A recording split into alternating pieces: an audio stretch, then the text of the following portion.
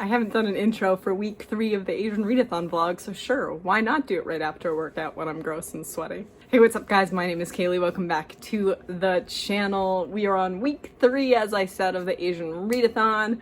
I have 2 buddy reads going. Well, technically I just finished one this morning. I am also reading another one, but that means that I'm starting off week 3 really well because I finished a book this morning. As we had anticipated doing, Lacey and I both read and completed The Downstairs Girl by Stacey Lee. If you saw my last week's vlog, you know that we weren't really feeling it. The beginning started out really well for me. Like, I didn't expect the humor and the tone of voice in the story to be what it was, and I started to anticipate enjoying it. But the further it went on, the more we both agreed that it really just wasn't that great. It had a lot of potential, and I think that the author had a lot of ideas that could have come across impactfully or well, and just missed the mark due to pacing, as well as the inability to build characters enough that you got emotionally invested or cared about them. The book tackled racism and sexism because it does take place in the 1890s, and you're seeing it all from the perspective of a 17-year-old Chinese girl who has been adopted, more or less, and she is both trying to make a place for herself in the world as a woman and a Chinese immigrant in Atlanta. This takes place in Atlanta. It had potential, and I think I said in last week's vlog that if I was a teenager, I would have loved this book. Maybe not loved it, but I would have appreciated it more. The tone of voice is definitely younger, and I mentioned pacing a minute ago, and the problem with the pacing is things would happen in the plot rapid fire, but then you would get like lots of chapters where not a whole lot happened, and it felt like filler, and it could have been used better to make you feel more invested in the characters within it. There's some plot twists and such, but at first I was excited about the first plot twist. I was like, oh, that's very cool. And then they just kind of kept crumbling and more people were involved, and there are a lot of characters that I don't think were necessary to hold the story together. I think the author tried to tackle a lot because there was a message at the end that would have hit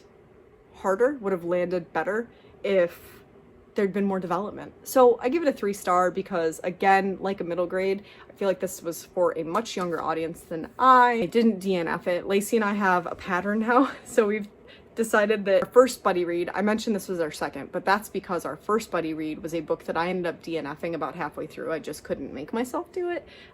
She completed it and gave it a 3-star, which was Strange Grace by Tessa Gratton. And then we read The Toll by Neil Shusterman, and that has divided a lot of people on BookTube, but we both loved it and gave it 5 stars.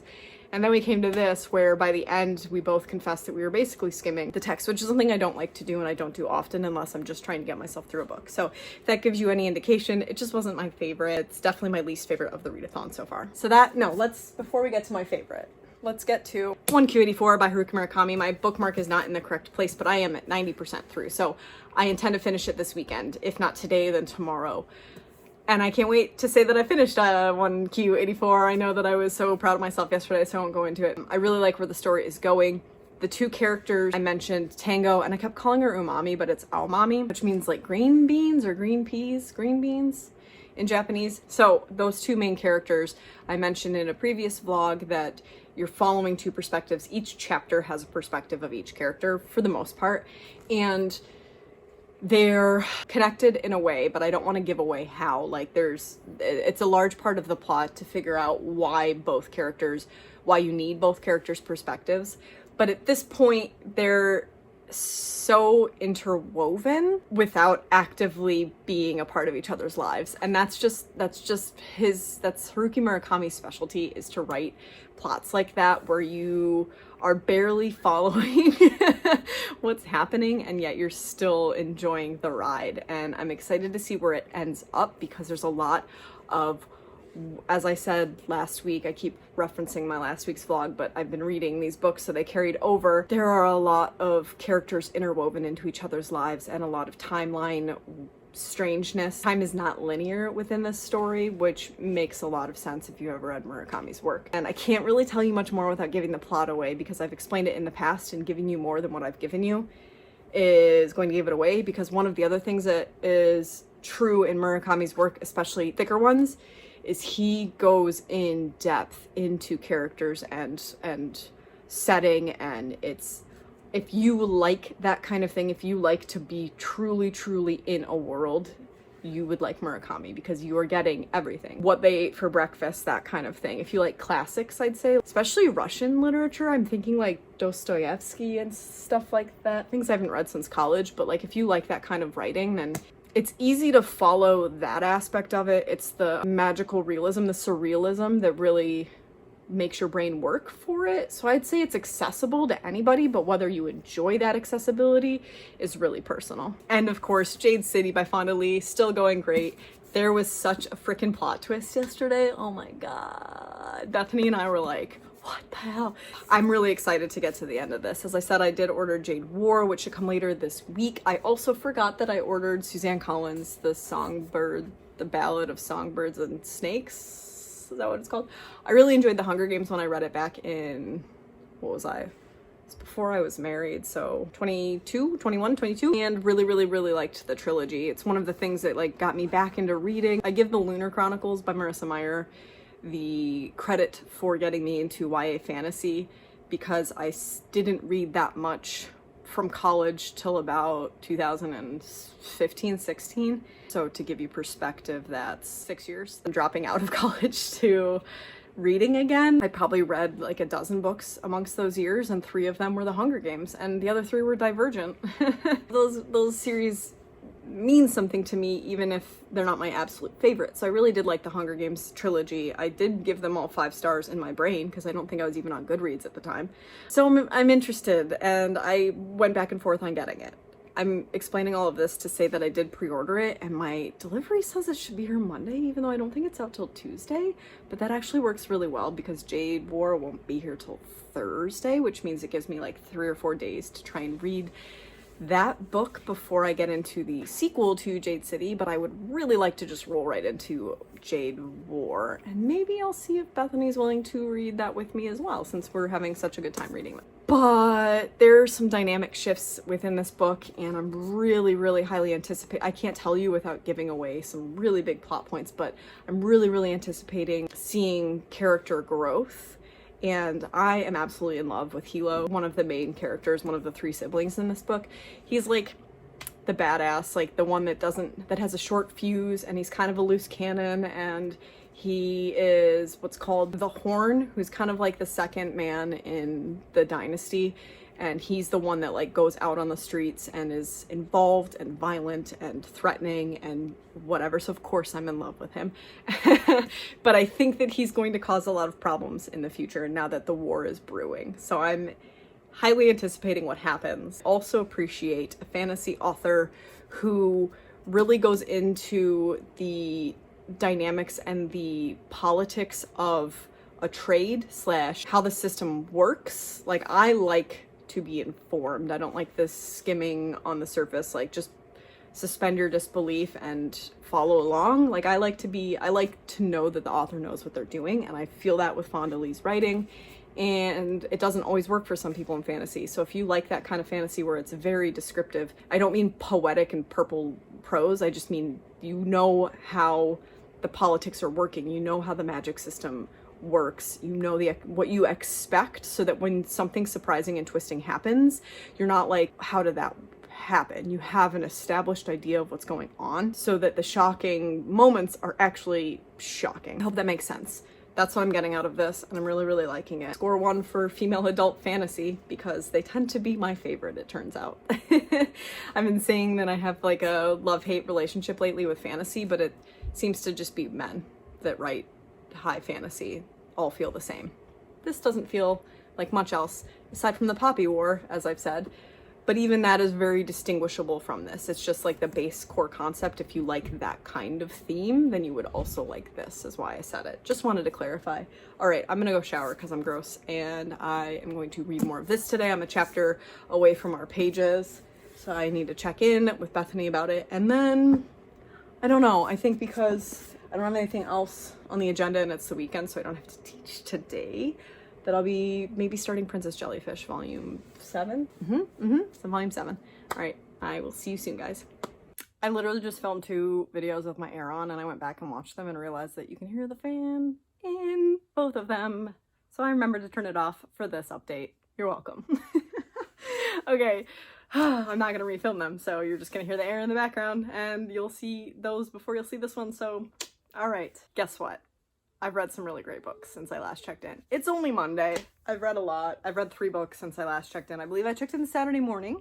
I was almost done with 1Q84. I knew I'd be done with Jade War before I updated again, aka this morning. Not Jade War, Jade City by Fonda Lee.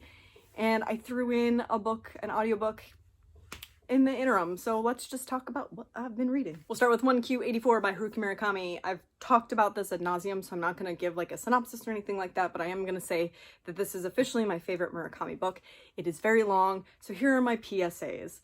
Content warnings abound, so if you're not really interested in classic lit, like men writing lit, where there's sexism and there is a lot of, how do I say this? I'm not really sure. Just know that it's not for everyone. I like to go and read Goodreads reviews after I've read a book to see what people both loved and hated about it.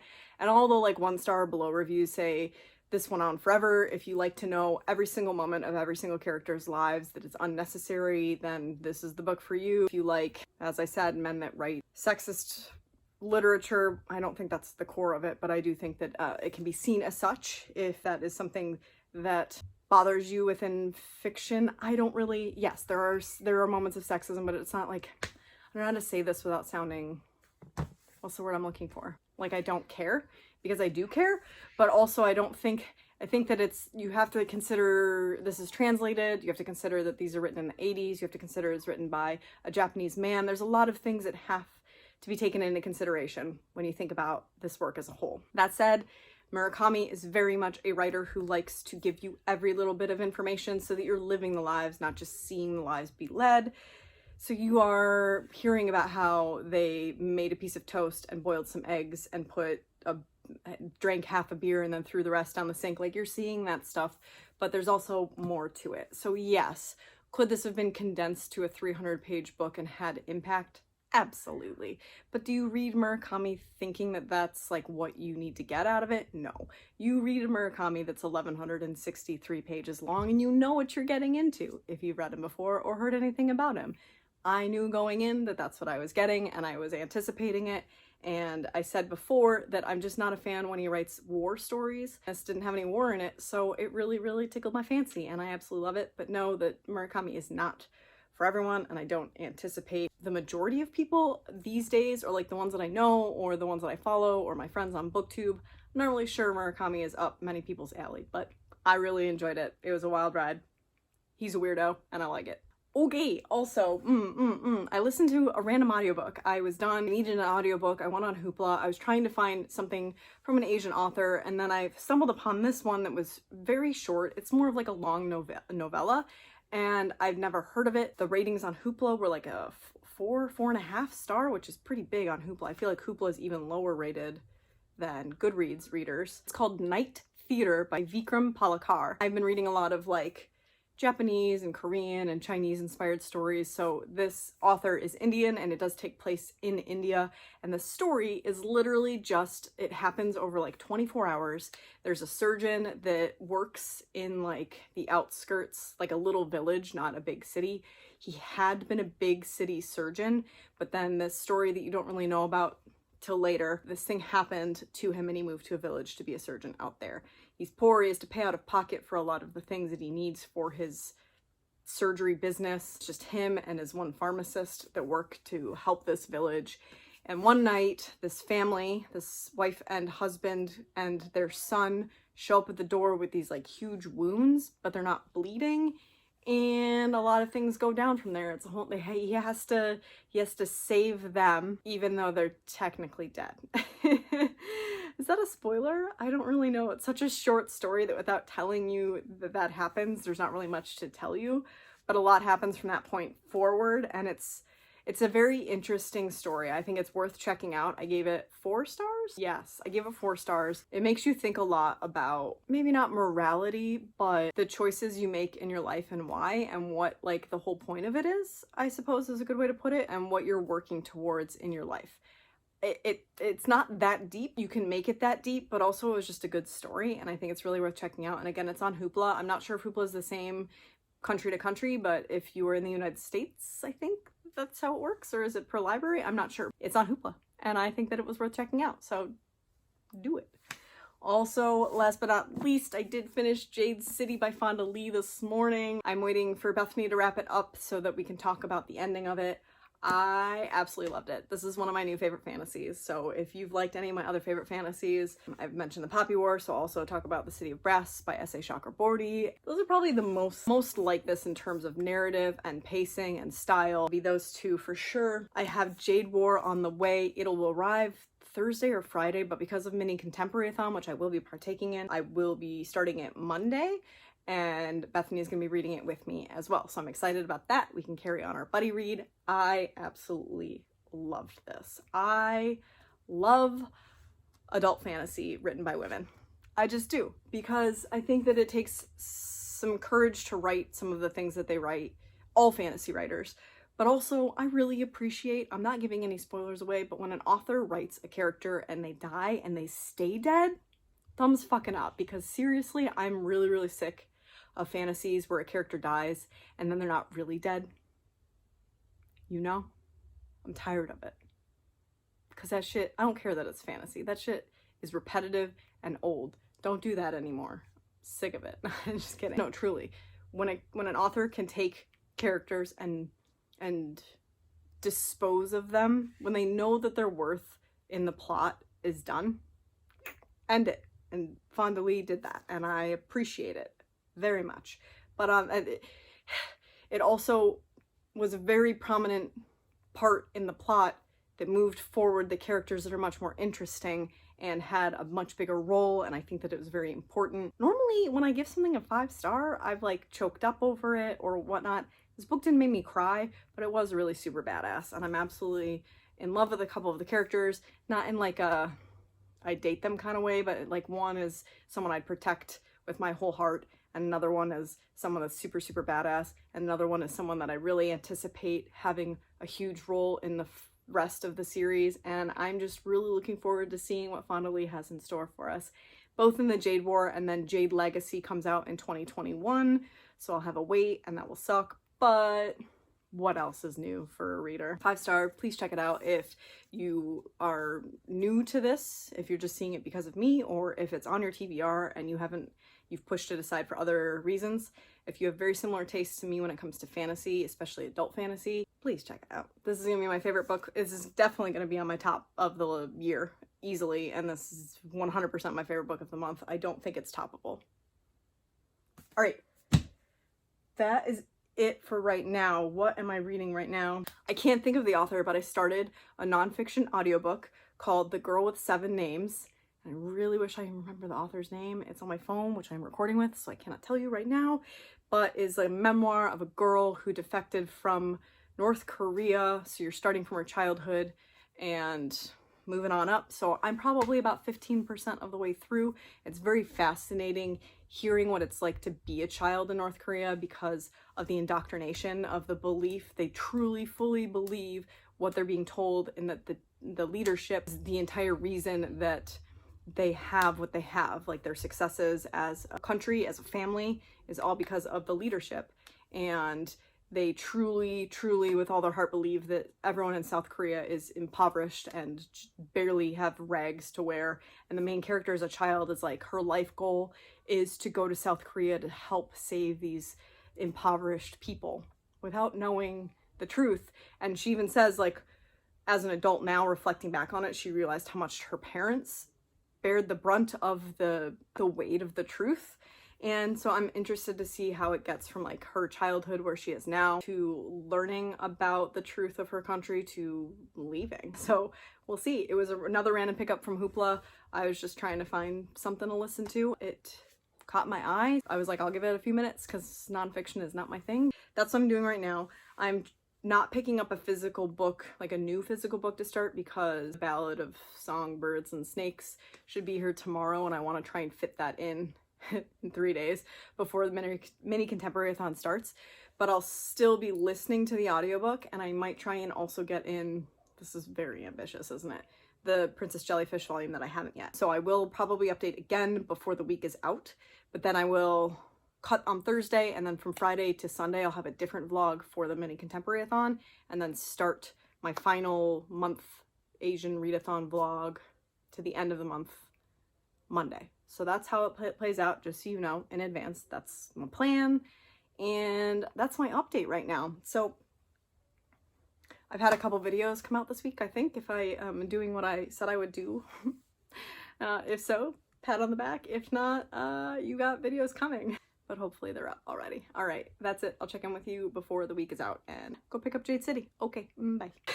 It's Saturday and I realized I never wrapped up my Asian readathon vlog week. What is it, 3? I just did a workout, so excuse my super cherry face and all that stuff. Anyway, I'm on day 2 of the Contemporary-a-thon, the mini Contemporary-a-thon, so I figured I would just give you guys a quick update as to where I left off the Asian readathon, which I will pick back up next week. And you'll get a final, like, 4th week wrap up vlog for that as well. But what I'm currently reading, I think, is where I'm at. I've wrapped up everything else in the last clip, so I'm currently listening to a nonfiction like memoir called The Girl with 7 Names by Lee Hyun-soo, and it's pretty interesting. It's pretty interesting. I'm a couple hours in. It's pretty long. I think it's like a 10 to 12 hour audiobook, maybe more. I am not a big nonfiction reader, nor do I typically pick nonfiction up out of nowhere, especially when I haven't heard anything about it, but here we are. I am enjoying it. So I'm still kind of listening to it bits and pieces when I'm doing chores and stuff, but as you know, I don't have a lot of free time lately, so it's moving slowly, but I do think I'll get it done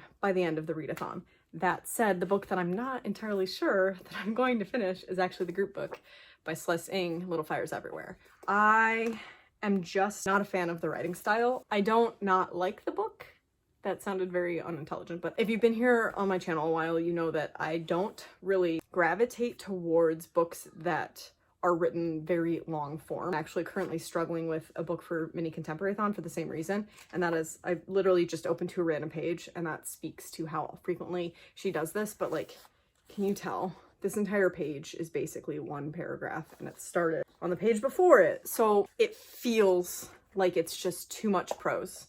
There's not enough action in the in-between. You're way too far into characters' heads, which normally I'm a character person. I like it, but the pacing is just not for me. I think I'm about 28% in, and I'm not saying that I'm going to DNF it. I'm just setting it down for now because I'm not intrigued enough to carry on. I enjoyed the show and I like the parallels between it so far, but it's not keeping my attention, and so I don't know. We'll see. I'll update you when I get to my next portion of the vlog, but if you've been watching my Asian readathon vlogs, you know that I haven't even really talked about this book because I just am not finding it interesting. Maybe her writing style is just not for me because I'm not enjoying it. I don't know what to say. Try and convince me otherwise, I suppose. Like, I own it, so I'd like to try and get to it. And I'm not hating it, and I am I'm intrigued as to where the story's going, but I don't want to pick it up. So there's that.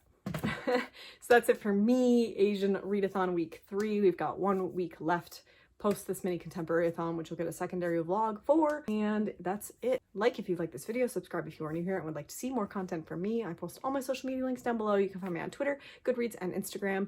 I hope you guys are doing well and that the weather is nice and you've been able to get outside and soak up some rays, because I've been walking almost every day and it's nice. It's a nice little reprieve from being stuck in the house with everybody. All right, guys, I'll see you in the next one. Bye.